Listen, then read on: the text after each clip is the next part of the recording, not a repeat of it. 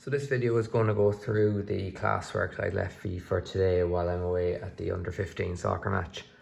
So it's question 2 on page 187 and it says shown opposite are the dimensions of a cup holder. Part A is draw the elevation and plan view of the object in the direction of the arrow shown. So you can see here the front view looking in this way and the plan down top.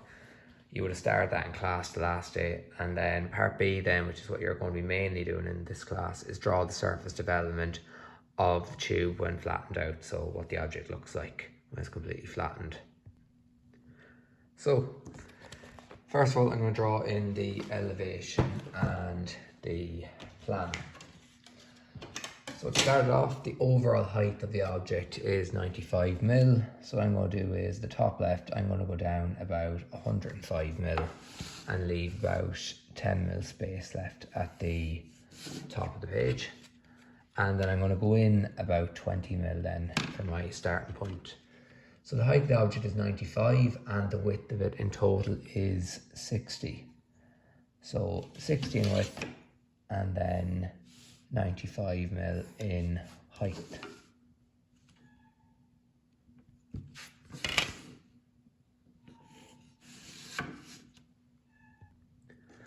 And then what I'm going to do is I'm going to draw a box for the plan underneath. So I'm going to take down my widths. I'm going to put a small gap in between the two views.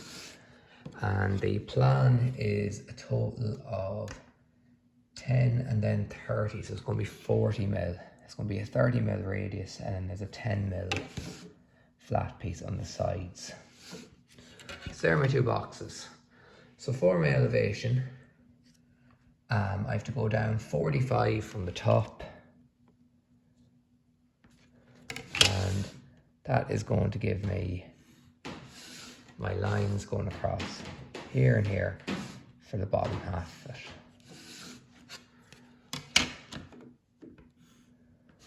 So this is the actual bottom half of the cup holder. And then I have a 10 mil line going, or sorry, 15 mil line going down and another 10 then for the opening part. So 15 mil and then another 10 mil. I can draw them lines light across for now. And then I'm going in 15 at the top. There and there, and they're going to give me these sloping edges here and there, and then that line going across there. For the actual opening, it's also in 15, so what I can do is I can take my 15 mil line down there and draw in my two vertical lines there. And that gives me that opening there. So then we have the plan. So for the plan, the back is a complete straight line. And then, as I said earlier on, there's a 10 mil piece coming down there. So it's not just the radius 30. There's two straight edges that are 10 mil there. And then I go halfway across, which is 30 mil. And that's going to be where the radius of the curve is going to be at the front.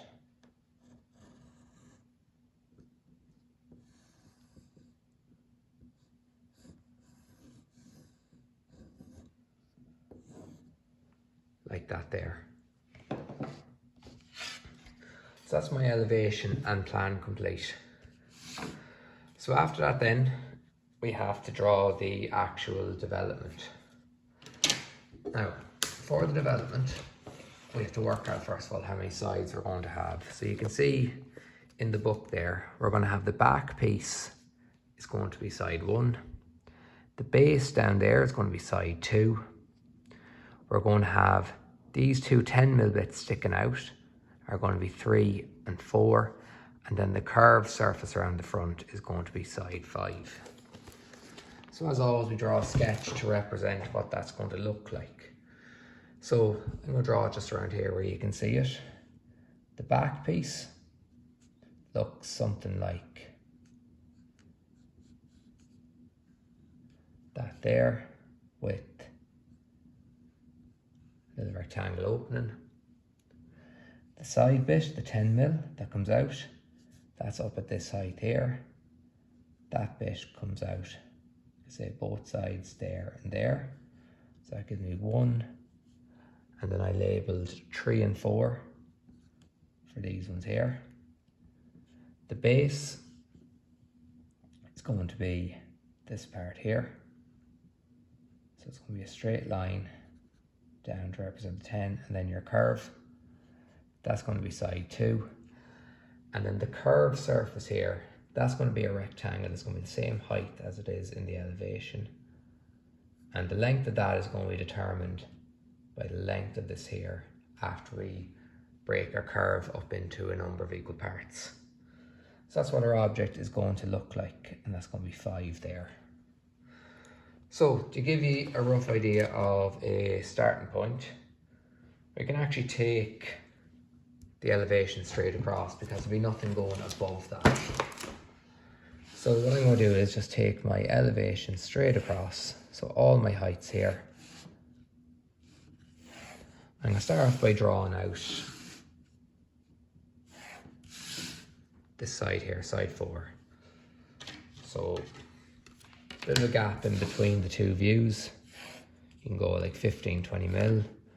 I'm going to start here, and this is going to be the outline of side 4, which is this side here, the bit that's shutting out. So we're told that is 10mm, and I'm just going to use my compass to get all my distances.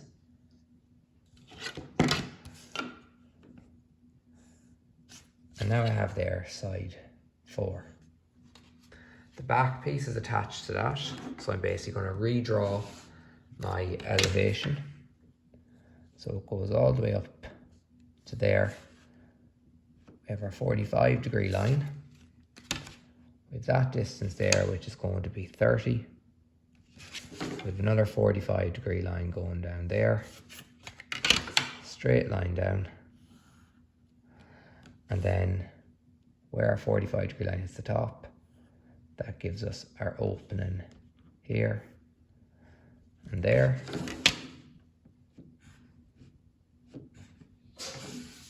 Like that. And that's going to be side number 1. And I'm going to go over heavy after all this when I'm finished. Next side I'm going to do side 3, which is the exact same as 4. I already have that set in my compass, so I just have to mark off that there.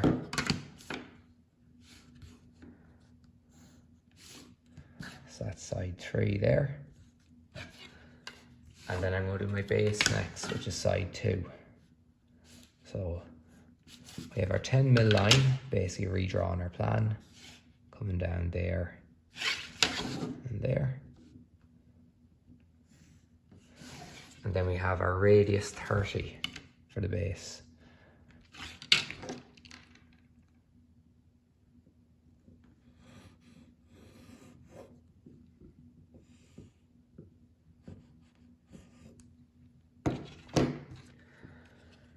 Then after that we have our whole curved front part. Now, just like the last time, what we're going to do is divide up our circle into a number of equal parts. So using our 30-60, we're going to divide this up here in our plan.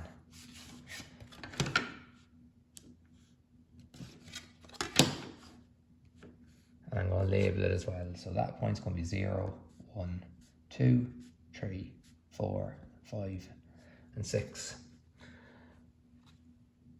So for this side here, coming out, is this side here. So I'm going to label this as 6, because 6 is also on this edge here, where the side comes out. All of these are equally spaced out. So if I take the distance from 6 to 5, that's the exact same as 5 to 4, 4 to 3, etc. And I step them off individually. That's 5, 4, 3, 2, 1, and then we end up at 0, which is going to end up connecting back around to the side when we're to fold it up.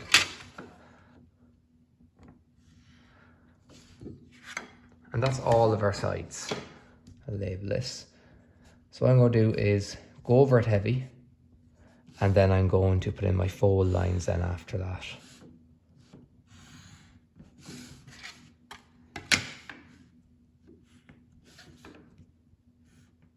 So it's important that you always include your fold lines to show the examiner where the object is folding up.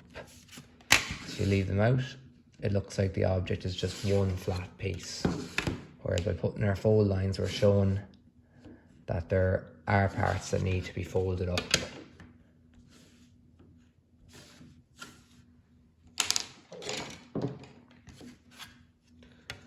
And then our fold lines, that's our fold line for our base. That's our fold line for side number 4. Fold line here for side number 3.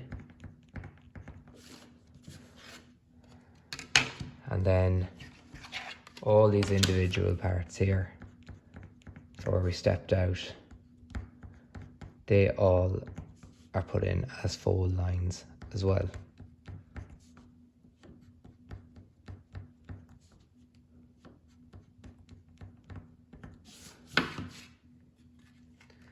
And mark that in as 2. And that one there is 5. So hopefully that video helps anyone who will be stuck on that question there.